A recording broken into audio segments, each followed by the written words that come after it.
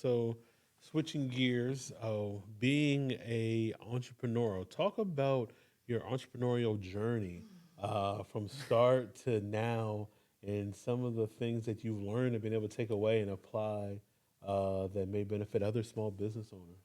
Wow. Well, there's so many learning lessons because, and it's funny, I was thinking about this on my way over. This is year 10 for me in business, legitimately doing it for myself, no W 2. So that's a different kind of, That's a flex. That's a that's a flex, folks. That's flex, a flex. right? That's a Thank you. flex. Thank you. And sometimes I don't really sit with it. I'm just kind of like on to the next thing, Yeah, checking off the yeah. tasks. The biggest thing that I learned as an entrepreneur is for me, I got into the space because I wanted to have access to my life. And I also wanted to create something that was meaningful for me. The companies that I worked with were large entities, and I'm just like, you say that you care about the customer, but you really don't. You care about the bottom line.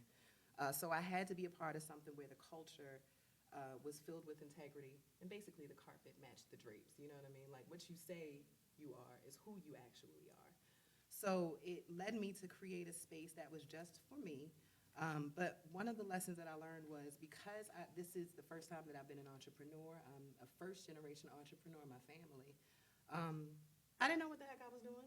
And, and you start and you try to like transplant some of those things that you learn in the quote corporate space into your entrepreneurial journey. And you figure out, well, this, can I curse? Can I Yeah, curse? Oh, you. do your This shit thing, doesn't please. work because then you have to get into the work-life balance of it all, and because you're so fueled by your vision, sometimes you forget to like close the laptop at a certain time. You know what I mean? So my biggest lesson is one, understanding that I'm truly building something completely different, Mm. and I have to be mindful of the practices that I insert into my business because I want to have my sanity. I want to keep my relationship alive. I want to make sure my daughter has a mom that's like actually that has capacity to play with her, versus just feeling burnt out and maxed out because this dream is just so large. So my thing has really been kind of sitting down and consistently taking inventory so that I can make sure I create space for ease in Okay. my entrepreneurial journey.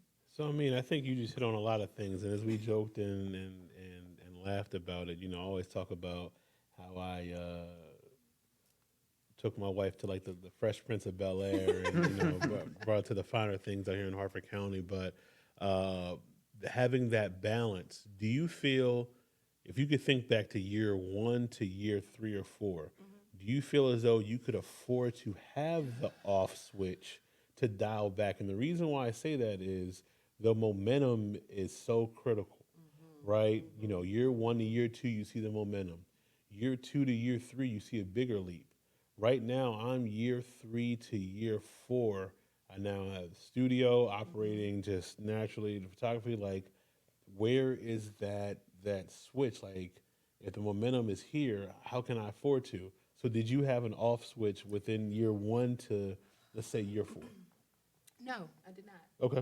And there was a lot of things that suffered because of that. There were times when my husband and I were at odds, Mm-hmm. and myself, I was burned out. But you're right. There is this need to continue to like fuel the engine. You got to continue to kind of like put coal there.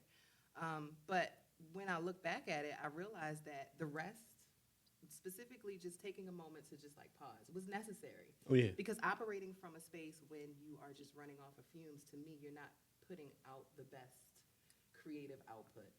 So, no, I did not have that button. And because of that, there were times when it was just a little bit more stressful than need be. But in retrospect, I know just a little segment of time to just rest a little more would have been okay. I'd have survived. And I think it's important for people to hear because, the media will say like, "Oh, you can do the balance and stuff like that," and like I'm big on. I tell people like, "Yo, I don't know a off switch, right? Mm-hmm. Like, like I'll wake up 5, 6, 7 o'clock in the morning. I'll go shoot a house before work, go to my Mm-hmm. corporate job, Mm-hmm. be there until like 4 or 5, go shoot another house or go shoot a client, go home, eat dinner with the family, watch television with my wife, be up until 12, 1 o'clock, editing and stuff like that, then go to sleep for a couple hours and get up and redo it. And it's like, it's that season where the momentum is there and it's like, yo, you got to hit it because just as quickly as it can be there, it can go away. So, but I just think that other entrepreneurs, if they're watching and they're in this situation like, yo, I feel like I'm always working and things of that nature, like it's common. Like It it's is. more It is. common than you may think, and you're not alone. Not at all. No, I was gonna say it's hard for me to like find that point of almost like satisfaction. Yeah. Like Yeah. it's like 1:30 a.m. and I'm like, there's still stuff that has to be done. Yeah. Like I can already see how the morning is gonna go. You can already picture it. Yeah, like yo, I'm not done tonight, and I know I have to be on point in 6 hours, 5 hours. Um, and it does a lot of times feel like the world is like on your shoulders. Like, man, if I don't do this, if I don't get this done, um, what's gonna happen to my business? What's gonna happen with Yeah. my family? Yeah. We're And that's talking. scary. Yeah, so I mean, I know you like brought up, being a mother. Like it's like Mhm. showers and lunches and even just attention. Yeah. Sometimes they just want a conversation or watch, a TV show. And I've had my son where he's saying, "Well, you just going to be on your computer while I'm," and it's like I'm you almost get to the point where it's like you can't do both. We don't. I don't feel like we multitask well as we think. No. Yeah. No, it's a myth. Oh. Yeah. Multitasking is a myth. It's just like you're giving like pieces of yourself to those projects. Mhm. And for me, I think my biggest thing I realized, and I told you my book was named Dressed in Motherhood, that I had to like take care of myself better, because it was like year 5 where I was like, wait a minute, this is so much momentum that's happened, so much success, visibility from what I felt was success. But looking around, I'm like, wait a minute,